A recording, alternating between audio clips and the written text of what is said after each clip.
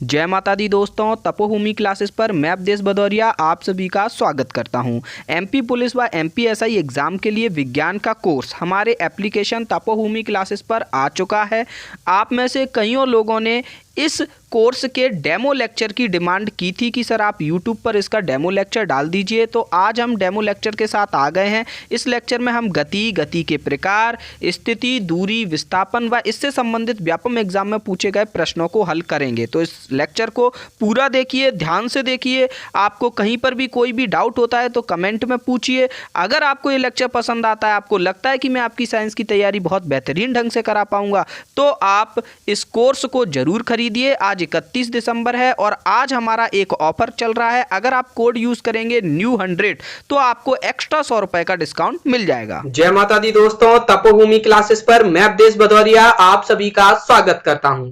MP police, MPSI व व्यापम की अन्य परीक्षाएं जैसे ग्रेड 2 या फिर जो भी व्यापम की परीक्षाएं हैं जिनमें विज्ञान पूछा जाता है, उनके लिए ये कोर्स लेकर दोस्तों हम आए हैं। इस कोर्स में हम फिजिक्स, केमिस्ट्री और मैथ के 75 से अधिक टॉपिक पढ़ने वाले हैं। इसमें फिजिक्स जो है वो मेरे द्वारा पढ़ाई जाएगी, व केमिस्ट्री व बायोलॉजी आपको चंद्र प्रकाश शर्मा सर पढ़ाएंगे, जो कि डेली रात को 10 बजे यूट्यूब पर आपकी बायोलॉजी का टेस्ट लेते हैं। ठीक है, एमसीक्यूज कराते हैं। वो सर आपको केमिस्ट्री व बायोलॉजी की क्लासेस लेंगे। तो फिजिक्स की शुरुआत हम कर रहे हैं मोशन से, गति से। ये काइनेमेटिक्स का एक पार्ट है और हम देखेंगे कि गति किसको कहते हैं। कोई भी वस्तु या कोई भी पिंड गति अवस्था में कब बोला जाता है और विराम अवस्था में कब बोला जाता है। दोस्तों, जैसा कि हम देखते आ रहे हैं कि व्यापम की जो परीक्षाएं हैं उनमें कंसेप्चुअल क्वेश्चन ज्यादा पूछे जाने लगे हैं। कंसेप्ट बेस्ड क्वेश्चन पूछे जा रहे हैं भयंकर, जबकि रेलवे, एसएससी इनके एग्जाम में कंसेप्ट बेस्ड क्वेश्चन ना पूछते हुए फैक्ट बेस्ड क्वेश्चन पूछे जाते हैं। साइंस का कोई पेपर आप देख लोगे तो फैक्ट पूछे जाएंगे। कोई फॉर्मूला पूछ लिया, कोई आपसे इकाई पूछ ली, ठीक है, इस तरीके के प्रश्न आते हैं। ज्यादा से ज्यादा होगा तो फॉर्मूला बेस्ड कोई न्यूमेरिकल आ जाएगा। लेकिन व्यापम के एग्जाम्स पर अगर ध्यान दिया जाए तो हम देखते हैं कि कंसेप्चुअल क्वेश्चंस की भरमार रहती है। तो विज्ञान उन बच्चों के लिए कठिन हो जाता है जिन्होंने स्कूल में अच्छी तरीके से विज्ञान नहीं पढ़ा था। तो उसी चीज को ध्यान में रखते हुए दोस्तों हम आपको पढ़ाने वाले हैं और हम हर टॉपिक को छोटे छोटे सब टॉपिक में कवर किया करेंगे। उससे क्या होगा कि आपको जो कंसेप्ट है वो कम समय में सरल लैंग्वेज में समझाया जा सकेगा और उसका इंप्लीमेंटेशन आप अच्छे से कर पाओगे। क्योंकि देखिए, आपके एग्जाम में जो विज्ञान पूछा जाता है, आपका जो कंसेप्ट होता है, उस अगर कंसेप्ट आपका ए से शुरू हो रहा है, A B C D Z तक, तो ये मान के चलो मुश्किल से ए ही पूछा जाएगा। आपका बिल्कुल शुरुआती बेसिक पूछा जाता है। लेकिन बच्चों को वो बेसिक ही नहीं मालूम होता है, क्योंकि वो अक्सर याद करते आए हैं सवालों को, प्रश्नों को। इस वजह से वो वहां पर गच्चा खा जाते हैं। तो हम यहां पर आपके वही बेसिक क्लियर कराएंगे। तो शुरू करते हैं हम गति से। मोशन किसको कहते हैं, यहां पर हमने ये परिभाषा लिखी है कि यदि कोई पिंड किसी अन्य पिंड के सापेक्ष समय के साथ अपनी स्थिति में परिवर्तन करता है तो इसे पिंड की गति अवस्था कहा जाता है, गत्यावस्था कहा जाता है। और अगर परिवर्तन नहीं करता है तो उसे हम पिंड की विराम अवस्था कहेंगे। हम कहेंगे कि यह पिंड आपका विराम अवस्था में है। ठीक, देखिए यहां पर दो चीजें महत्वपूर्ण हैं।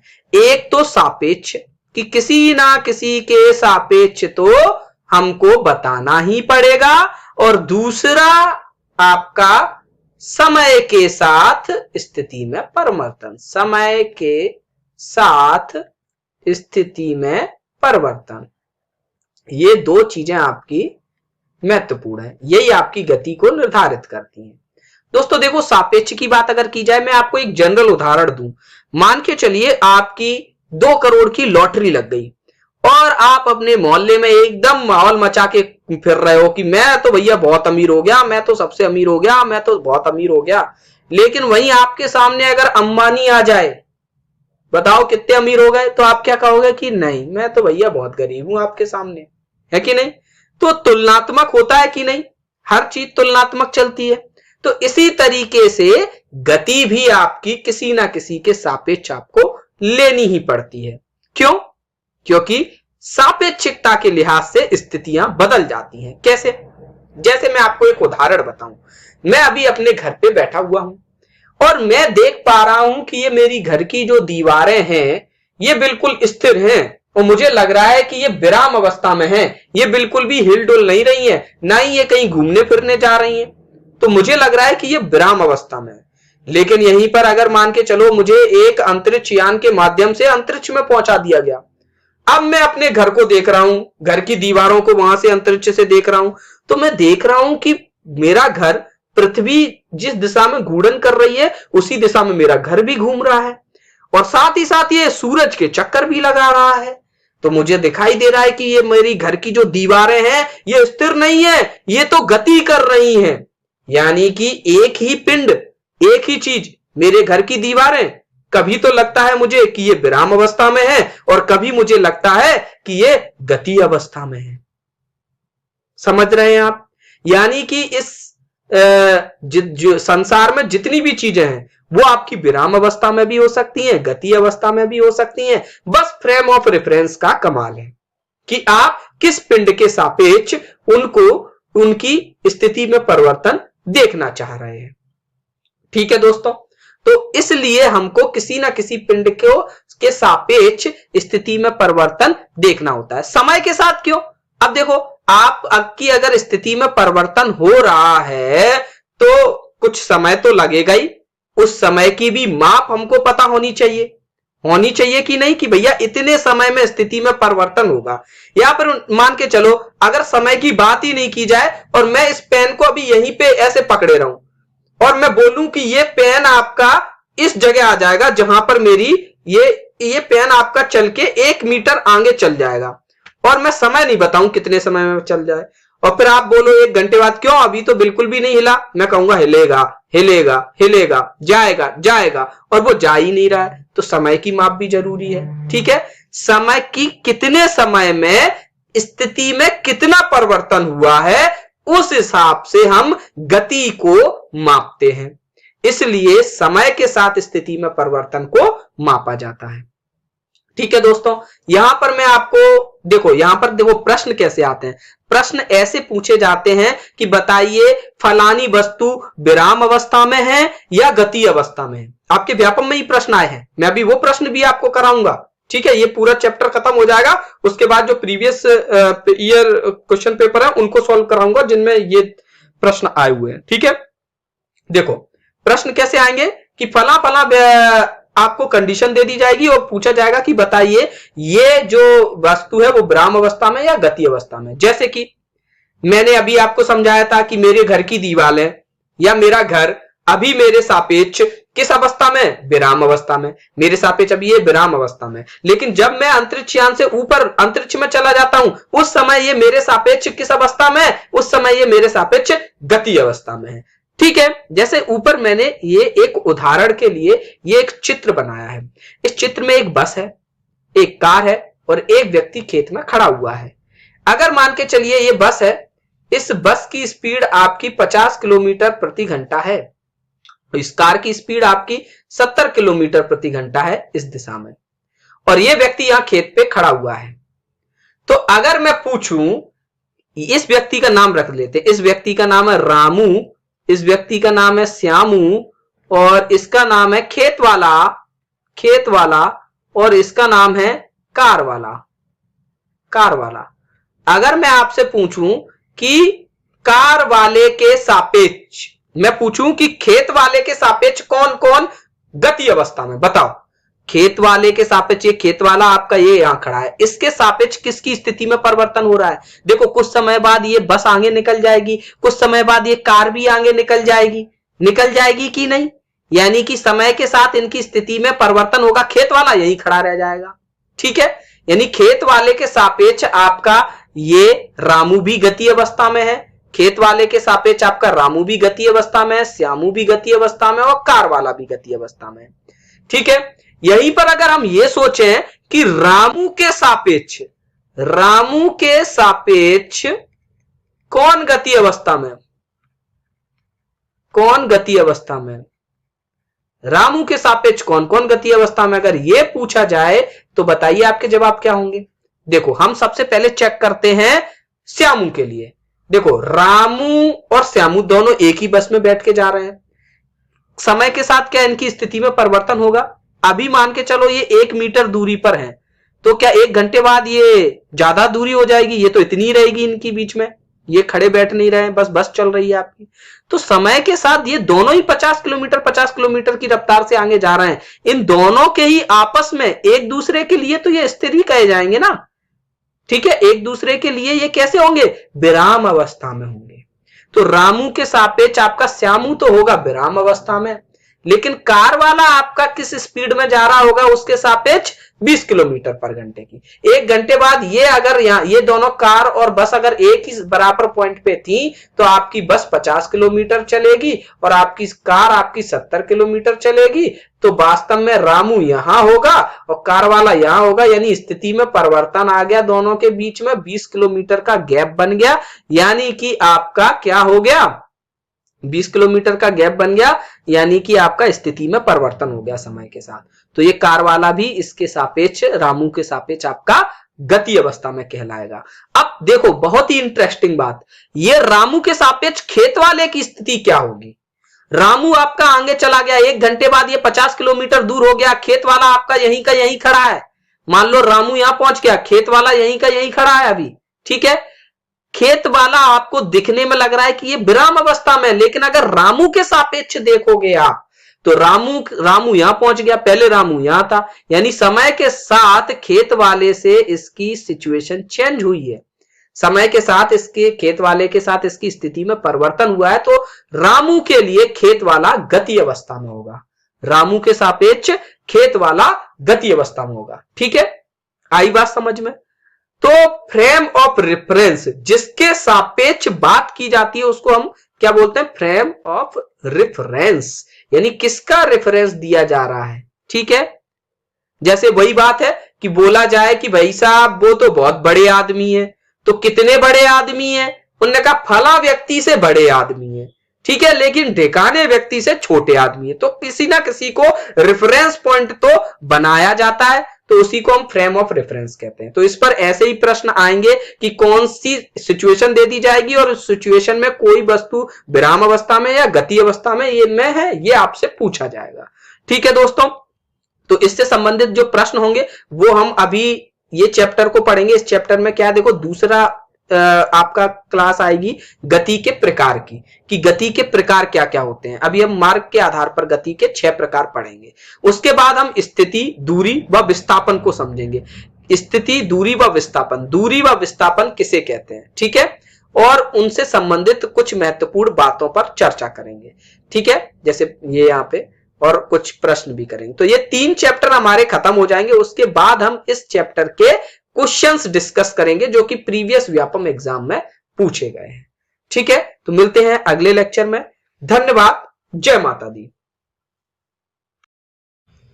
जय माता दी दोस्तों, तपोभूमि क्लासेस पर मैं अवधेश भदौरिया आप सभी का स्वागत करता हूं। गति की अवधारणा व गति के प्रकार हम पढ़ चुके हैं। इस लेक्चर में हम स्थिति, दूरी व विस्थापन की अवधारणा को समझेंगे। दोस्तों सबसे पहले हम समझें कि स्थिति क्या होती है। किसी भी पिंड की, किसी भी वस्तु की स्थिति हम किसको कहते हैं? तो यहां पर मैंने कोष्टक में एक चीज लिखी है कि स्थिति सदैव आपकी सापेक्षिक होती है। सदैव कैसी होती है? सापेक्षिक होती है, यानी कि रिलेटिव होती है। कैसे? जैसे मान के चलिए मैं यहां पर खड़ा हूं और मुझे अपनी स्थिति बतानी है। अगर किसी ने पूछ दिया कि मेरी स्थिति क्या है, यहां पर मेरी मम्मी खड़ी है और यहां पर मेरे पापा खड़े हैं, ठीक है, और पूछ दिया गया कि बताइए मेरी स्थिति क्या है। अगर मेरी मम्मी से पूछा जाएगा तो मेरी मम्मी कहेंगी कि ये हमसे, मान के चलो ये 5 मीटर है जगह, ये मुझसे पूर्व की ओर 5 मीटर दूर खड़ा है। क्या बोलेंगी मम्मी? कि अवधेश हमसे पूर्व की ओर 5 मीटर दूर खड़ा है। वहीं अगर पापा से पूछा जाए, मान लो ये दूरी, मान के चलिए ये दूरी है आपकी 6 मीटर, तो वो क्या कहेंगे, पापा कहेंगे कि अवधेश हमसे उत्तर की ओर 6 मीटर दूर खड़ा है। यानी कि अगर मम्मी से पूछा जाएगा तो उनके शब्दों में मेरी पोजीशन अलग होगी, मेरी स्थिति अलग होगी, और अगर पापा से पूछा जाएगा तो उनके सापेक्ष मेरी स्थिति अलग होगी।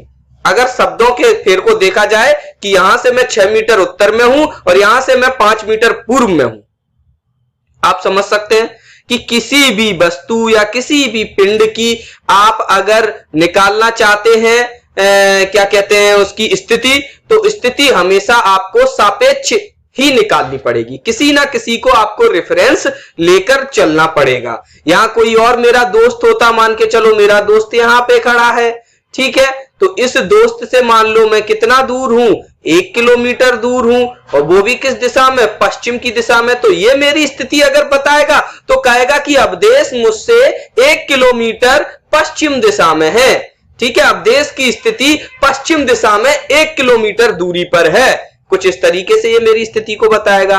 तो स्थिति जो है वो हमेशा सापेक्षिक होती है, हमेशा किसी ना किसी को हमको फ्रेम ऑफ रेफरेंस लेना ही पड़ेगा, पॉइंट ऑफ रेफरेंस लेना ही पड़ेगा। तो ऐसी कंडीशन में अभी हम क्या कर रहे हैं, हम तो अध्ययन कर रहे हैं, हम अध्ययन करना चाहते हैं दूरी का, विस्थापन का, गति का, वेग का, चाल का, इन सब चीजों का हम अध्ययन करना चाहते हैं।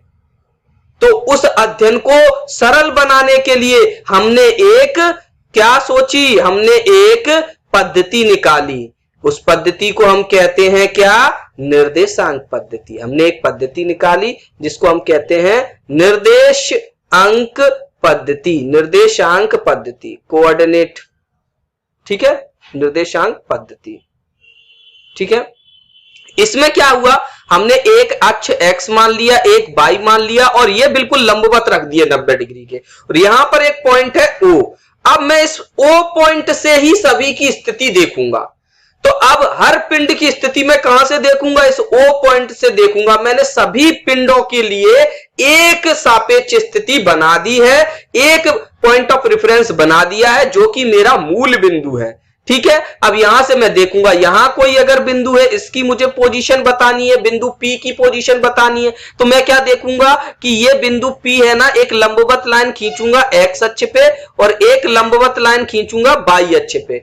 फिर मैं देखूंगा कि x अक्ष से कितनी दूरी है, सबको पता ही होगा लेकिन फिर भी मैं आपको ये बता देता हूं। फिर मैं देखूंगा कि ये देखो यहां से लेके यहां तक की दूरी, यानी कि x अक्ष से दूरी कितनी है, मान लो a है, ठीक है, और y अक्ष से दूरी कितनी है, ये देखो y अक्ष से ये दूरी है, ये है मान लो b है। तो जो दूरी y अक्ष से होती है उसको हम x निर्देशांक कहते हैं। तो ये x निर्देशांक b हो जाएगा और y निर्देशांक a हो जाएगा, ठीक है। आई बात समझ में, b, a हो जाएगा। ये देखो x से दूरी कितनी है, b, ठीक है, x अक्ष पे कितनी दूरी है, b दूरी है इस पॉइंट की, और y अक्ष पे कितनी दूरी है, a दूरी है इस पॉइंट की। तो x की जगह यहां x कोऑर्डिनेट लिखते हैं पहले, फिर y कोऑर्डिनेट लिखते हैं, b, a। ये कोऑर्डिनेट तो आपको पता ही होंगे। अभी हम ग्राफ के सवाल भी पढ़ेंगे, दूरी, विस्थापन, चाल, वेग, ये सब पढ़ने के बाद इनसे रिलेटेड ग्राफ के सवाल पढ़ेंगे, तब हम इस निर्देशांक ज्यामिति को और भी अच्छे से समझने का प्रयास करेंगे। इसको आप छोड़ना नहीं, क्योंकि व्यापम की परीक्षाओं में इस पर प्रश्न आते हैं और कईयों प्रश्न मैं आपको दिखाऊंगा। चलो, ये तो हो गया आपका स्थिति का। स्थिति में हमने क्या एक अच्छी चीज करी, हमने ये एक अच्छी चीज कर ली कि हमने एक पॉइंट ऑफ रेफरेंस बना दिया। उस पॉइंट ऑफ रेफरेंस से हम हर जगह की स्थिति देख लिया करेंगे, है कि नहीं। एक रेफरेंस हो गया तो अब हम अलग अलग चीजों की स्थिति देख लिया करेंगे, उनमें तुलना भी कर लिया करेंगे, ठीक है। अब हम देखते हैं दूरी व विस्थापन कि दूरी व विस्थापन क्या होता है। इसको हम अगले चैप्टर में पढ़ेंगे, ठीक है। मतलब छोटे छोटे चैप्टर इसलिए बना रहे हैं ताकि कंसेप्ट आपको एकदम से बैठ जाए। आपको कभी कोई दिक्कत हो कि हमको स्थिति के कंसेप्ट में गड़बड़ है तो आप जाके स्थिति का वीडियो देख लो। आप कहो कि हमें दूरी विस्थापन के कंसेप्ट में गड़बड़ है तो जाके उसका वीडियो देख लो, ठीक है, और दिमाग पे ज्यादा लोड भी नहीं जाए, ठीक है। नेक्स्ट लेक्चर में पढ़ेंगे दूरी व विस्थापन। जय माता दी दोस्तों, तपोभूमि क्लासेस पर मैं अवधेश भदौरिया आप सभी का स्वागत करता हूं। गति की अवधारणा, गति के प्रकार व स्थिति क्या होती है, किसी भी पिंड की, किसी भी वस्तु की स्थिति को कैसे डिफाइन करते हैं, इसके बारे में हम देख चुके हैं। इस लेक्चर में हम एक बेहद महत्वपूर्ण टॉपिक पर चर्चा करेंगे जो है दूरी व विस्थापन। दूरी को अगर हम इंग्लिश में बोले तो इंग्लिश में हम कहते हैं डिस्टेंस, और अगर विस्थापन को हम इंग्लिश में बोले तो इसको हम कहते हैं डिस्प्लेसमेंट। ठीक है, अब देखेंगे कि दूरी व विस्थापन में फर्क कितना होता है। तो दोस्तों अगर हम देखें दूरी क्या है, कि जैसे मान के चलिए मैं अपने घर पे बैठा हूं, अभी मैं अपने घर पे बैठा हूं और मुझे घर से जाना है अपने ऑफिस मुझे जाना है घर से। तो देखो घर से ऑफिस जाने के रास्ते हो सकते हैं बहुत सारे, ठीक है, और जिस भी रास्ते से मैं जा रहा हूं उस रास्ते को पूरा पॉइंट आउट करता हूं। मान के चलो मैं पहले ऐसे गया, फिर ऐसे आया, फिर ऐसे आया, फिर ऐसे घूम के तब मैं अपने ऑफिस पहुंचा। ठीक है, तो ये रास्ता था मेरा ऑफिस जाने का। तो ये आपका घर का बिंदु था और ये आपका ऑफिस का बिंदु था, और मैं कहां से, वहां से सीधे ऑफिस आया अपने। ठीक है, मतलब घर से ऑफिस आया, ऐसे पहले ऐसे चला, फिर ऐसे चला, फिर ऐसे मुड़ा, फिर ऐसे मुड़ के यहां तक आया। तो ये जो टोटल डिस्टेंस है, ये कुल जो लंबाई है इस पूरे मार्ग की, इस मार्ग की कुल लंबाई जो है उसको हम कहते हैं दूरी। तो दूरी क्या है, मार्ग की कुल लंबाई, मार्ग की कुल लंबाई आपकी क्या है, दूरी। आप बिल्कुल पूरी ये जो लंबाई है ना, इसको सीधा करके नाप लोगे तो ये जो पूरी लंबाई होगी उसको हम मार्ग की दूरी कहेंगे। और विस्थापन किसको कहते हैं, विस्थापन आपका कहलाता है ये जो घर है, मान के चलो हम सीधे ऑफिस आ जाएं, या फिर सीधे घर और ऑफिस के बीच की जो न्यूनतम दूरी होगी, जो बिल्कुल एक सीध में अपन मिला दो, तो उसको हम कहते हैं विस्थापन। ठीक है, उसको हम कहते हैं विस्थापन। घर से सीधे ऑफिस की दूरी को आप एक सीध में मिला दो तो उसको हम कहते हैं विस्थापन। और विस्थापन बताने के साथ ही साथ आपको दिशा भी बतानी पड़ती है कि घर से किस डिग्री पर ऑफिस है। उनकी घर से उत्तर से 30 डिग्री पर आपका ऑफिस है 50 मीटर की दूरी पर, तो दोनों ही चीजें बतानी पड़ती हैं। तो आपका जो डिस्प्लेसमेंट है वो क्या है, सीधी दूरी है। सीधी दूरी यानी कि सबसे, देखो इससे छोटी कोई दूरी हो सकती है, जैसे 2 पॉइंट है, ये पॉइंट ए है, ये पॉइंट बी है, इनके बीच में सबसे शॉर्टेस्ट पाथ क्या होगा, तो ए को बी से एकदम सीधी लाइन में मिला दो, यही शॉर्टेस्ट पाथ होगा। इसके अलावा जितने भी पाथ होंगे, चाहे आप ऐसे चल के आओ, चाहे आप ऐसे चल के आओ, चाहे आप ऐसे घूम फिर के चल के आओ, चाहे आप यहां से यहां होके आओ, फिर कहीं पे भी होके जाओ, अगर आप ए से बी पे जा रहे हो तो बाकी सारे रास्ते इस रास्ते से बड़े होंगे। ये जो सरल रेखा वाला रास्ता है ये सबसे छोटा होगा, ये सबसे छोटा होगा आपका। तो इसी को अपन क्या कहते हैं, डिस्प्लेसमेंट कहते हैं। तो डिस्प्लेसमेंट में क्या होता है, विस्थापन में क्या होता है, आपको दिशा भी बतानी पड़ती है। दूरी में आपको केवल और केवल लंबाई बतानी है, क्योंकि आप दिशा नहीं बता पाओगे, क्योंकि किसी समय आप यहां पे चल रहे थे, फिर आप इस दिशा में चलने लगे, फिर इस दिशा में, फिर इस दिशा में, आपकी दिशाएं चेंज होती जा रही हैं। आप यहां पर भी कभी इस दिशा में, कभी इस दिशा में, तो यहां पर दिशा का कोई मैटर नहीं है ज्यादा कि हम दिशा, हर पॉइंट की दिशा बताते जाएंगे फिर। ठीक है, तो यहां पर आप केवल और केवल वो उस पथ के मार्ग की लंबाई बता देंगे तो उसको हम दूरी कहेंगे। और अगर 2 बिंदुओं के बीच की न्यूनतम दूरी को दिशा के साथ बताया जाए तो उसको हम विस्थापन कहेंगे। ठीक है, आप बेशक यहां से अपने घर से ऑफिस तक ऐसे चल के आए हैं और इस मार्ग की लंबाई मान के चलो 3 किलोमीटर है, तो आपके द्वारा तय दूरी तो 3 किलोमीटर हो जाएगी। लेकिन अगर एकदम विस्थापन के तौर पे, एकदम सीधी रेखा के तौर पर आपके घर और ऑफिस की दूरी तय की जाए, देखी जाए कि कितनी है, वो 2 किलोमीटर है, तो आपका विस्थापन कितना कहा जाएगा, आपका विस्थापन 2 किलोमीटर कहा जाएगा। ठीक है, आप कितना भी चले हो, चाहे आप ऐसे घूम के आ रहे हो, चाहे कहीं से भी घूम घाम के आ रहे हो, तो भी आपका विस्थापन कितना, 2 किलोमीटर ही कहा जाएगा। तो विस्थापन नापने के लिए आपको कुछ नहीं है, प्रारंभिक दूरी और अंतिम दूरी के बीच की सीधी रेखा देख लेनी होती है, वो आपका विस्थापन होती है। ठीक है, इतना समझ में आया होगा। चलिए अब हम थोड़ा सा यहां पर कुछ चीजें दूरी व विस्थापन में अंतर के तौर पे देख लें। देखो परिमाण किसको कहते हैं, कोई भी वैल्यू, मान, उसको हम परिमाण कहते हैं, मैग्नीट्यूड कह सकते हैं। ठीक है, जैसे दूरी है, दूरी में केवल और केवल परिमाण ही होता है, विस्थापन में भी परिमाण होता है। ठीक है, लेकिन अगर दिशा की बात की जाए, दिशा की बात, तो दूरी के पास कोई दिशा नहीं होती, लेकिन विस्थापन के पास दिशा होती है। विस्थापन को दिशा के साथ बताया जाता है कि इस दिशा में इतनी दूरी तय करोगे, इस दिशा में इतनी दूरी पर है, इस दिशा में इतने विस्थापन पे है कि नहीं। तो परिमाण दोनों में होता है। जैसे कि मान के चलो वही है, उनका कितना चले 3 किलोमीटर, तो ये आपका 3 परिमाण हो गया, ये इकाई हो गई। ठीक है, उनका विस्थापन कितना था, उनका 2 किलोमीटर पूर्व की ओर। ठीक है, तो उनका 2 तुम्हारा परिमाण हो गया, ये इकाई हो गई, ये दिशा हो गई। तो विस्थापन के पास परिमाण भी है और दिशा भी है। इस वजह से दूरी को हम क्या कहेंगे, अदिश राशि, क्योंकि इसके पास दिशा नहीं है। और अपन विस्थापन को क्या कहेंगे, सदिश राशि, क्योंकि इसके पास दिशा है।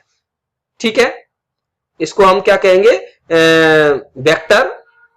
वेक्टर क्वांटिटी, और इसको कहेंगे स्केलर क्वांटिटी। ठीक है, अब देखें एक रूपता की बात की जाए। देखो अगर एक रूपता की आप बात करोगे तो यहां पर काफी महत्वपूर्ण है। जैसे कि दूरी आपकी एक रूप नहीं होती। जैसे दो बिंदु हैं ए व बी, इनके बीच की दूरी कुछ भी हो सकती है। इनके बीच में अनंत मार्ग हो सकते हैं ए से बी तक पहुंचने के। कहो ऐसा मार्ग हो कोई, कहो ऐसा मार्ग हो कोई, कहो ऐसा मार्ग हो, कहो बिल्कुल सीधा ही मार्ग हो।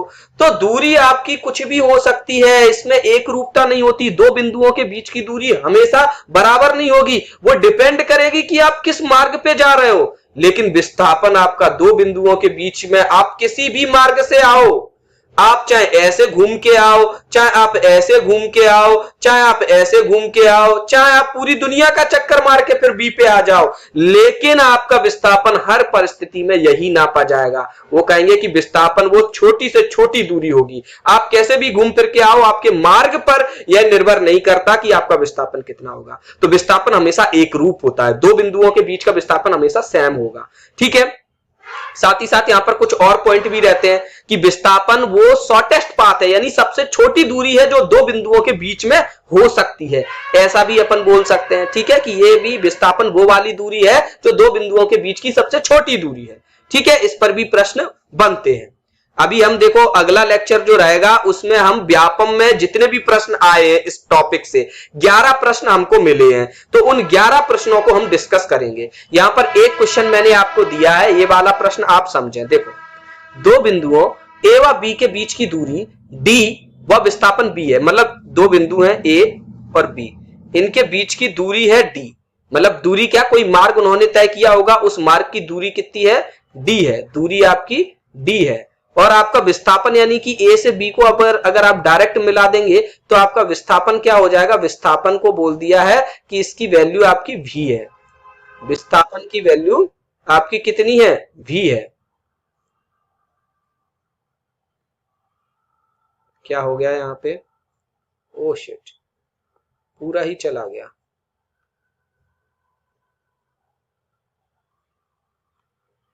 आ गया। तो विस्थापन आपका v है और आपसे यह पूछा गया है कि बताइए आप कि d व v में क्या संबंध होगा, d व v में क्या संबंध होगा। देखो एक चीज है, दूरी क्या है, कुछ भी हो सकती है। मैं आपको पहले भी बता चुका हूं कि दूरी आपकी क्या है, कुछ भी हो सकती है। ठीक है, लेकिन जो विस्थापन होगा उस विस्थापन से दूरी हमेशा बड़ी होगी कि नहीं। देखो दूरी आपकी ये हुई, अब ये काम ही करना बंद कर गया। हाँ, और जो आपका विस्थापन है वो भी है आपका। अब एक चीज बताओ, जो विस्थापन होता है वो सबसे छोटी दूरी होती है, ठीक है, शॉर्टेस्ट पाथ। उसके बाद दूरी कुछ भी हो सकती है, तो डी का मान आपका वी से हमेशा बड़ा होगा या फिर बराबर भी हो सकता है।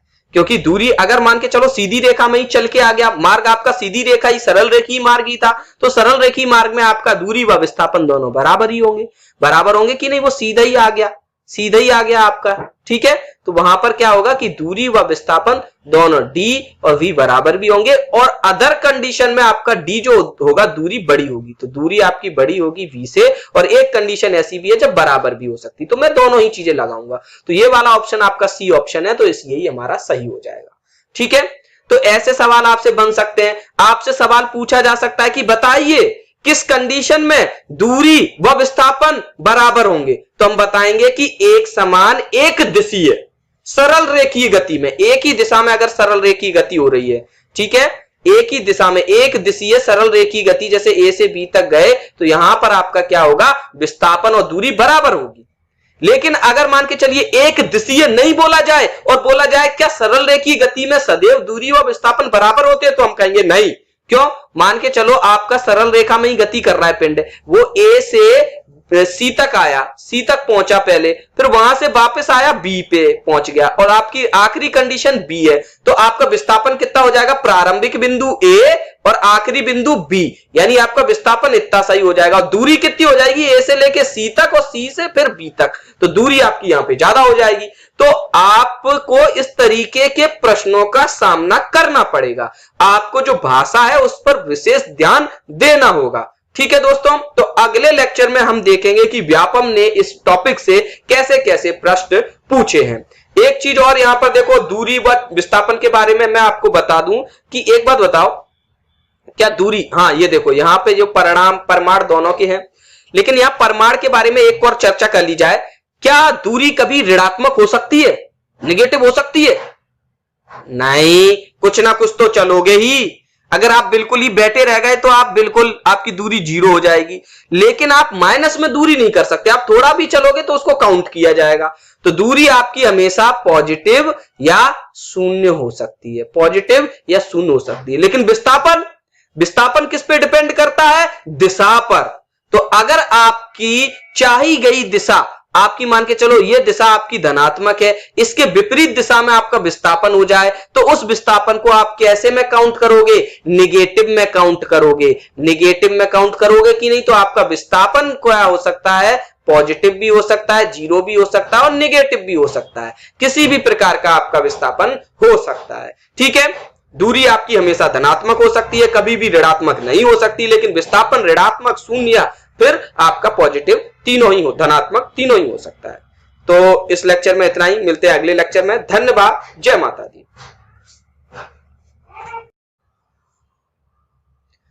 जय माता दी दोस्तों, तपोभूमि क्लासेस पर मैं अवधेश भदौरिया आप सभी का स्वागत करता हूं। इस लेक्चर में दोस्तों हम देखने वाले हैं कि व्यापम ने दूरी व विस्थापन के टॉपिक से विज्ञान में कैसे कैसे प्रश्न पूछे हैं। तो यहां पर ये पहला प्रश्न आपके सामने है कि एक आदमी बिंदु ए से बिंदु बी तक 1 किलोमीटर चलता है और बिंदु बी से बिंदु ए तक वापस आता है, तो उसका विस्थापन क्या होगा। यानी कि कोई एक व्यक्ति है जो बिंदु ए पे था और उससे बी तक वो गया, 1 किलोमीटर चला, कैसे भी चला हो वो पहुंच गया 1 किलोमीटर चल के, और फिर वो वापस बी से आपका ए पे आ गया। अब उसका विस्थापन यानी डिस्प्लेसमेंट पूछा है कि वो कितना डिस्प्लेस हो गया। तो उसकी देखो प्रारंभिक विस्थापन देखने के लिए हम सबसे पहले प्रारंभिक स्थिति देखते हैं। प्रारंभिक स्थिति उसकी ए पर थी, और अंतिम स्थिति देखते हैं। प्रारंभिक और अंतिम स्थिति के बीच की दूरी देख लेते हैं, और अंतिम स्थिति भी उसकी यही है, बाद में भी ए पे ही आ गया, यानी कि उस कितना डिस्प्लेस हुआ, जीरो। यानी ए पे था, ए पे ही रहा, यानी कितना विस्थापन तय हुआ उसका, शून्य, वहीं का वहीं आया। तो आपका कितना आंसर आ जाएगा, शून्य आ जाएगा। बहुत से बार भोले बच्चे क्या आंसर लगा देते हैं, वो दूरी का लगा देते हैं, वो 2 किलोमीटर लगा देते हैं। उन्होंने कहा 1 किलोमीटर चला, फिर 1 किलोमीटर चला तो 2 लगा दो, नहीं, ऐसा नहीं है। उसकी प्रारंभिक और आखिरी स्थिति ही देखेंगे। बढ़ते हैं दूसरे प्रश्न पर। दूसरा प्रश्न क्या कहता है, दूसरा प्रश्न कह रहा है कि एक वस्तु 2r व्यास, व्यास यानी डायमीटर वाले वृत्ताकार पथ में गति कर रही है। ठीक है, 2r व्यास है, यानी कि त्रिज्या कितनी होगी, व्यास की जस्ट आधी, यानी कि ये वृत्ताकार पथ है जिसकी त्रिज्या r है, इसमें वो गति कर रही है एक पिंड, एक वस्तु। आधे चक्कर के बाद इसका विस्थापन क्या होगा, आधे चक्कर के बाद उसका डिस्प्लेसमेंट पूछा। देखो आधा चक्कर कितना होगा, यहां से लेके यहां तक, ऐसा उसका आधा चक्कर हो जाएगा, हो जाएगा कि नहीं। अब मान के चलो इस पॉइंट ए से उसने शुरू किया था और इस पॉइंट बी पर वो पहुंच गया, तो इस दौरान उसका डिस्प्लेसमेंट कितना होगा, ए से बी को आप सीधे मिला दो, यही उसका डिस्प्लेसमेंट हो जाएगा। ये बीच में ओ है, ठीक है, ए को बी से, दूरी तो उसकी कितनी होगी, यहां ये चाप होगा दूरी, ए से बी तक इस मार्ग से वो आया है क्योंकि वृत्तीय गति कर रहा है।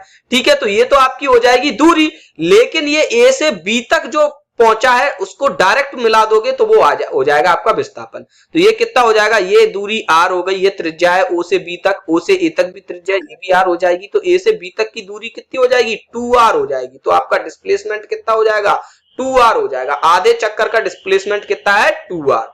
अगर ये पूछ दिया जाए कि पूरे चक्कर का डिस्प्लेसमेंट कितना है, तो पूरे चक्कर में वो वस्तु, जैसे मान के चलो ए से शुरू हुआ था चक्कर और पूरा चक्कर लग गया यानी ए पे ही वो फिर आ जाएगी, तो यानी कि कितना विस्थापन होगा, शून्य। पूरे चक्कर का विस्थापन कितना हो जाएगा, शून्य। अगर यहां पर आपसे आधे चक्कर की दूरी पूछ ली जाए तो आपको पता है कि परिधि का सूत्र क्या होता है, 2 पाई r। तो ये आधी परिधि हमने कवर कर दी तो 2 का भाग दे देंगे तो पाई r आ जाएगा। अगर आपसे दूरी पूछी जाए तो पाई r आंसर आ जाएगा, लेकिन अगर आपसे विस्थापन पूछा गया है तो 2r आंसर आएगा। ये हमारा आंसर हो जाएगा। ठीक है, बढ़ते हैं हम तीसरे प्रश्न पे।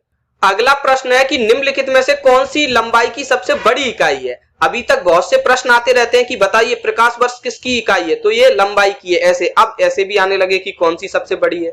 ठीक है, लंबाई की सबसे बड़ी इकाई बतानी। देखो मीटर भी आपकी लंबाई की इकाई है, किलोमीटर भी आपकी लंबाई की इकाई है। 1 किलोमीटर में कितने मीटर होते हैं, 1000 मीटर होते हैं। ठीक है, तो किलोमीटर मीटर से बड़ा हो गया। प्रकाश वर्ष भी आपकी लंबाई की इकाई है। देखो जो खगोलीय पिंड होते हैं वहां पर लंबाइयां अपन मीटर किलोमीटर में नहीं नाप पाते, बहुत बड़ी बड़ी लंबाइयां होती हैं, बहुत बड़ी बड़ी दूरियां होती हैं, तो हम उसको प्रकाश वर्ष और पारसेक इन 2 मात्रकों में नापते हैं। ठीक है, देखो प्रकाश वर्ष क्या है वो आप समझ लो। अपनी जो प्रकाश है, अपनी जो लाइट है, वो एक साल में जितनी दूरी कवर कर पाती है उसको हम 1 प्रकाश वर्ष कहते हैं। तो आप सोच सकते हैं कितनी बड़ी दूरी होगी ये। आपको पता है प्रकाश की चाल कितनी है, 3 × 10⁸ मीटर पर सेकंड। 1 सेकंड में प्रकाश इतना चल लेता है, 3 × 10⁸ मीटर। तो 365 दिन में कितना चलेगा निकाल लो। 1 सेकंड में इतना चलता है 10⁸, तो 60 सेकंड यानी 1 मिनट में कितना चलेगा, 60 का गुणा कर दो। 1 मिनट का पता चल गया, 1 घंटे का निकाल लो तो फिर 60 का गुणा कर दो। 1 दिन का निकालना है तो 24 का गुणा कर दो, और पूरी साल भर का निकालना है तो 1 दिन का तो इतनी दूरी हो गई, पूरी साल भर की निकालनी है तो उसमें 365 का गुणा कर दो। इन सब का जब आप गुणा कर दोगे तो आपको साल भर का गुणा आएगा, वो आएगा 9.461 × 10⁻15 मीटर। इतना आ जाएगा पर ईयर, इतना पर ईयर। ठीक है, यानी कि 1 साल में प्रकाश इतनी दूरी कवर करता है, 9.461 × 10⁻15 मीटर। तो 1 प्रकाश वर्ष की वैल्यू ये हो जाएगी, याद रखिएगा इसको। ठीक है, अब हम देखते हैं पारसेक। पारसेक ये है भाई साहब प्रकाश वर्ष से भी बड़ा है। 1 पारसेक में कितने प्रकाश वर्ष होते हैं पता है, इसमें 3.26 लाइट ईयर यानी कि 3.26 प्रकाश वर्ष होते हैं, यानी कि प्रकाश वर्ष से भी बड़ा है पारसेक। तो सबसे बड़ी इकाई क्या हो जाएगी, पारसेक। बिल्कुल सबके एक एक पॉइंट याद रखना, आपसे ये पेपर में पूछे जाते हैं। अगला प्रश्न बिल्कुल कंसेप्चुअल क्वेश्चन है कि एक दूरी कैसी होती है, ना तो धनात्मक ना ही ऋणात्मक होती है। अरे भाई साहब धनात्मक तो होती है, ऐसा तो नहीं कि दूरी हमेशा शून्य होती हो, ना धनात्मक ना ऋणात्मक, सदैव ऋणात्मक होती है। दूरी कभी भी ऋणात्मक नहीं होती, हम पढ़ चुके हैं। ठीक है, सदैव धनात्मक होती है, सही बात है, शून्य भी हो सकती है और धनात्मक भी होती है। धनात्मक है ऋणात्मक कुछ भी हो सकती है, ऐसा नहीं है ऋणात्मक नहीं हो सकती। तो ये पॉइंट पूरा कट गया, तो हमारा सी आंसर हो जाएगा कि सदैव धनात्मक होती है। थोड़ा सा यहाँ पे इनको क्वेश्चन बनाने में थोड़ी सी गड़बड़ हो गई कि ये भी लिखना था कि शून्य भी हो सकती है दूरी आपकी, अगर आप चले ही नहीं हो, आप वहीं खड़े हो तो आपकी शून्य है। जेल प्रेरी के एग्जाम में पूछा गया था। अगला है एक लड़का जिसकी स्थिति अपने परिवेश के सापेक्ष परिवर्तित नहीं होती, इसे किस अवस्था में माना जाता है। हमने जो पहला चैप्टर पढ़ा था गति अवस्था व विराम अवस्था, तो उसमें क्या कहा गया था कि कोई वस्तु विराम में कब मानी जाएगी, जब वह किसी अपने परिवेश यानी अपने आसपास के किसी पॉइंट ऑफ रेफरेंस के सापेक्ष उसकी स्थिति परिवर्तित नहीं हो रही है, तो हम उसको क्या विराम अवस्था में मानेंगे। तो इसका आंसर क्या हो जाएगा, डी आंसर हो जाएगा। बिल्कुल सिंपल है कि नहीं। अगला प्रश्न ये भी जेल में आया था, निम्न में से कौन सा विस्थापन का अभिलाक्षणिक नहीं है, यानी कि कौन सा विस्थापन का गुणधर्म नहीं है, कैरेक्टरिस्टिक्स नहीं है। विस्थापन यानी डिस्प्लेसमेंट का, आपको पता है डिस्प्लेसमेंट क्या होता है, एकदम मतलब क्या रहता है ये, इसमें दिशा भी होती है वह परिमाण भी होता है और ये सबसे छोटी दूरी होती है, शॉर्टेस्ट पाथ होता है 2 बिंदुओं के बीच का। यह परिमाण तथा दिशा दोनों रखते हैं। बिल्कुल सही बात है, सही बात है। आपसे गलत पूछा है, कौन सा नहीं है। यह सदैव धनात्मक होता है। देखो हमने देखा था कि आपका जो विस्थापन है वो धनात्मक, शून्य व ऋणात्मक कुछ भी हो सकता है, तो सदैव धनात्मक नहीं होगा। अगर अपनी डायरेक्शन निगेटिव डायरेक्शन में अगर हो जाएगा आपका विस्थापन तो वो ऋणात्मक हो जाएगा, क्योंकि इसमें दिशा होती है। तो ऋणात्मक, धनात्मक, शून्य कुछ भी होता है, तो यही हमारा आंसर हो जाएगा। ये आपका विस्थापन का अभिलाक्षणिक नहीं है, तो बी हमारा आंसर हो जाएगा। आगे और पढ़े। इसका परिमाण वस्तु द्वारा तय दूरी के बराबर या कम हो सकता है। बिल्कुल सही बात है, ये वाला प्रश्न तो हमने करा ही था कि दूरी हमेशा बड़ी होती है, तो जो विस्थापन है, विस्थापन का जो परिमाण होगा ना, परिमाण यानी मैग्नीट्यूड जो होगा वो दूरी के या तो बराबर होगा, है कि नहीं। या तो ए से बी पे आप डायरेक्ट ही चले गए होंगे तो वो दूरी के बराबर होगा, घूम फिर के अगर आए हैं तो दूरी से छोटा होगा या कम हो सकता है। ये बात बिल्कुल सही है कि नहीं। यह शून्य हो सकता है, बिल्कुल सही है, तो आपका बी आंसर हो जाएगा। बढ़ते हैं आगे। ये भी जेल प्रेरी में आया। दूरी होती है सदैव। दूरी कैसी होती है? वस्तु द्वारा तय दो बिंदुओं के मध्य पथ की लंबाई। बिल्कुल सही बात है कि नहीं। दूरी वस्तु द्वारा तय दो बिंदु के मध्य पथ की लंबाई ही दूरी होती है। बिल्कुल सही बात है।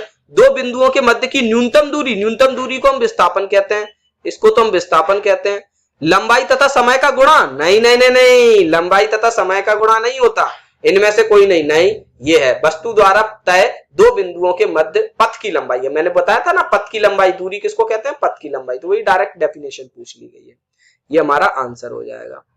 आगे बढ़ते हैं हम नेक्स्ट पे। एक निकाय विश्राम अवस्था में कहलाएगा यदि वह, एक निकाय कोई एक सिस्टम है वो विराम अवस्था में कब कहलाएगा? हमने गति अवस्था, विराम अवस्था पहले ही चैप्टर में पढ़ी थी, तो वहां पर हमने देखा समय के साथ अपनी स्थिति बदलता है। अगर समय के साथ अपनी स्थिति बदलता है तो उसको मोशन में कहा जाएगा, गति अवस्था में कहा जाएगा, उसको फिर विराम में कहा जाएगा। दूसरे गतिशील निकाय के साथ समान गति से चलता है, दूसरे गतिशील निकाय के साथ वह समान गति से चलता है, चलिए, तो उसके दूसरे निकाय के सापेक्ष वो विश्राम अवस्था में कहलाएगा। तो यहां पर उसकी कोई चर्चा की नहीं गई है, ठीक है। तो तीसरा है समय के साथ धीरे धीरे चलता है, धीरे धीरे भी चलना गति अवस्था ही कही जाएगी। समय के साथ अपनी स्थिति में परिवर्तन नहीं करता। यहां देखो, विश्राम अवस्था की बात डायरेक्टली स्थिति से रिलेट होती है, ठीक है। समय के साथ अगर स्थिति में परिवर्तन करता है तो वो गति अवस्था में, समय के साथ स्थिति में परिवर्तन नहीं करता तो वो आपकी विराम अवस्था में। यहां पर क्या पॉइंट ऑफ रेफरेंस की भी बात आ जाती है। अगर स्थिति में परिवर्तन की बात होती है तो किसी न किसी के सापेक्ष तो स्थिति लेनी ही पड़ेगी, तो यहां पर पॉइंट ऑफ रेफरेंस भी साथ में आ गया, इसलिए डी आंसर हमारा राइट आंसर है, राइट आंसर है, ठीक है। यहां देखो बी आंसर भी एक तरीके से आपका आंसर हो सकता है कि दूसरे गतिशील निकाय के साथ समान गति से चलता है, लेकिन उस कंडीशन में दूसरा गतिशील निकाय आपका पॉइंट ऑफ रेफरेंस होगा, तब पहले निकाय को आप विश्राम अवस्था में मान सकते हो। लेकिन अगर ऐसा हुआ, मान के चलिए पॉइंट ऑफ रेफरेंस आपका ओ है और एक निकाय ये रहा, ये निकाय आपका जा रहा है 10 किलोमीटर प्रति घंटे की रफ्तार से इस दिशा में, और ये वाला निकाय भी जा रहा है 10 किलोमीटर प्रति घंटा की दिशा से इस दिशा में। तो अगर इस ओ के सापेक्ष देखेंगे तो ये जो पहला निकाय है और दूसरा निकाय है, दोनों ही गतिशील अवस्था में है, ठीक है। लेकिन अगर इसके ए के सापेक्ष बी को देखेंगे तो बी आपका विश्राम अवस्था में कहा जाएगा। लेकिन यहां पर ऐसी कोई बात नहीं कही गई है पॉइंट ऑफ रेफरेंस की, तो हम डी वाले ऑप्शन को ज्यादा रेफरेंस प्रेफर करेंगे, ठीक है। ये पुलिस कांस्टेबल में पूछा गया था, तो डी हमारा आंसर हो जाएगा। बढ़ते हैं नेक्स्ट क्वेश्चन पे कि विस्थापन कैसा होता है? विस्थापन हमेशा धनात्मक होता है? विस्थापन हमेशा धनात्मक नहीं होता, गलत बात है। हमेशा ऋणात्मक होता है? नहीं, धनात्मक या ऋणात्मक हो सकता है, सही बात है। धनात्मक भी हो सकता है, ऋणात्मक भी हो सकता है, शून्य भी हो सकता है, ये भी लिखना चाहिए था लेकिन थोड़ा उनसे रह गया। ना तो धनात्मक ना ही ऋणात्मक, ऐसा नहीं, ठीक है। शून्य भी होता है लेकिन हर कंडीशन में ऐसा नहीं, तो ये सी ऑप्शन ज्यादा बेटर है, तो इसको आंसर लगा देंगे। देखिए दोस्तों, क्या है कि विज्ञान जो है, विज्ञान वैसे अगर बिल्कुल डिटेल में जाया जाए तो बहुत सारे प्रश्न आपके गलत ही पूछे जाते हैं आपके जनरल साइंस के कंडीशन में, लेकिन फिर भी हम वहां पे थोड़ा एडजस्ट कर लेते हैं। जैसे ये वाले प्रश्न है, विस्थापन कैसा है, धनात्मक या ऋणात्मक या शून्य भी हो सकता है, ये तीनों ही चीजें उसको लिखनी चाहिए थी। यहाँ पे वो शून्य की कंडीशन चली जाती है एक तरीके से, ठीक है। बढ़ते हैं नेक्स्ट क्वेश्चन पे। निम्न में से कौन विस्थापन के अवलक्षण विशेषता नहीं है? ये देखो रिपीट हुआ है आपका, ग्रुप 2 सब ग्रुप 2 में आया, पहले जेल प्रेरी में आया था। विस्थापन के लक्षण नहीं है, कौन सा? यह हमेशा धनात्मक होता है, गलत बात है, यही लक्षण नहीं है। धनात्मक और ऋणात्मक और शून्य सब कुछ हो सकता है, तो यही हमारा आंसर हो जाएगा पहला ही। दूसरा, यह परिमाण व दिशा दोनों रखता है, सही बात है। यह शून्य हो सकता है, सही बात है। इसका परिमाण बिंब के वास्तविक पथ की लंबाई से कम या बराबर हो सकता है, सही बात है। वही सेम ऑप्शन आए आपके, ठीक है, रिपीट हुआ ये प्रश्न। अगला प्रश्न, जब कोई स्थिर वस्तु है, वस्तु स्थिर है, तो दूरी समय का ग्राफ क्या होगा। देखो अभी मैंने ले लिया ये वाला प्रश्न, अभी हम जब ग्राफ पढ़ेंगे तब इसको और अच्छे से समझेंगे। अभी मैं आपको फरा सा बता देता हूं। क्या बता देता हूं कि मान के चलो दूरी व समय के ग्राफ की बात कर रहे हैं। बाई अक्ष पे हमने ले ली दूरी और एक्स अक्ष पे हमने ले ली समय। अब वो ये कह रहे हैं कोई वस्तु है, स्थिर है, मान के चलो वो ओ से 4 मीटर दूरी पर थी। वो जो वस्तु थी वो ओ से 4 मीटर की दूरी पर थी एक कंडीशन में, और उसके बाद फिर वो वहीं पे बनी रही विराम अवस्था में। ये मान के चलो 4 मीटर की दूरी पर थी, तो समय के साथ उसकी दूरी कितनी रहेगी, 4 ही रहेगी। तो ऐसी एक लाइन खींचेगी, 4 ही 4, मतलब कि 1 सेकंड है यहाँ पे, यहाँ पर भी दूरी 4 है, 2 सेकंड है तो भी दूरी 4 है, 3 सेकंड है तो भी दूरी 4 है, हमेशा दूरी 4 है। तो एक ऐसी सीधी रेखा खींचेगी जो कि आपकी एक्स अक्ष के समांतर होगी। समांतर होगी कि नहीं, पैरेलल होगी, तभी तो हर जगह दूरी 4 होगी। तो ये क्या होगी, समय अक्ष के समांतर सीधी रेखा। बिल्कुल सही बात है, यही आंसर हो जाएगा। समय अक्ष के समांतर सीधी रेखा आपका खींचेगी। समय अक्ष के साथ झुकी हुई रेखा नहीं खींचेगी, वक्र रेखा नहीं खींचेगी, गिरा हुआ क्षेत्रफल नहीं है कुछ। ठीक है, तो ये आंसर हमारा हो जाएगा। आया समझ में। अभी हम ग्राफ को पढ़ेंगे, जब हम वेग भी पढ़ लेंगे, त्वरण भी पढ़ लेंगे, सब कुछ पढ़ लेंगे, तब हम ग्राफ के सवाल देखेंगे। और ग्राफ के सवाल आपके व्यापम की परीक्षाओं में काफी पूछे भी गए। तो उम्मीद है आपको ये लेक्चर पसंद आया होगा। ठीक है, अगर आपको कुछ डाउट्स आते हैं तो आप हमें भेज सकते हैं उन्हें। ठीक है, ये जो चैट ग्रुप होता है यहाँ पे आप मैसेज कर सकते हैं कि सर मुझे ये डाउट आ रहा है। ठीक है, अभी हम क्या है, वीकली 3 दिन की क्लास रखा करेंगे लाइव सेशन डाउट के लिए, कि किसी को किसी में डाउट आया था तो वो पूछ ले, वो दिन हम डिसाइड कर लेंगे। ठीक है, तो मिलते हैं अगले लेक्चर में। धन्यवाद, जय माता दी।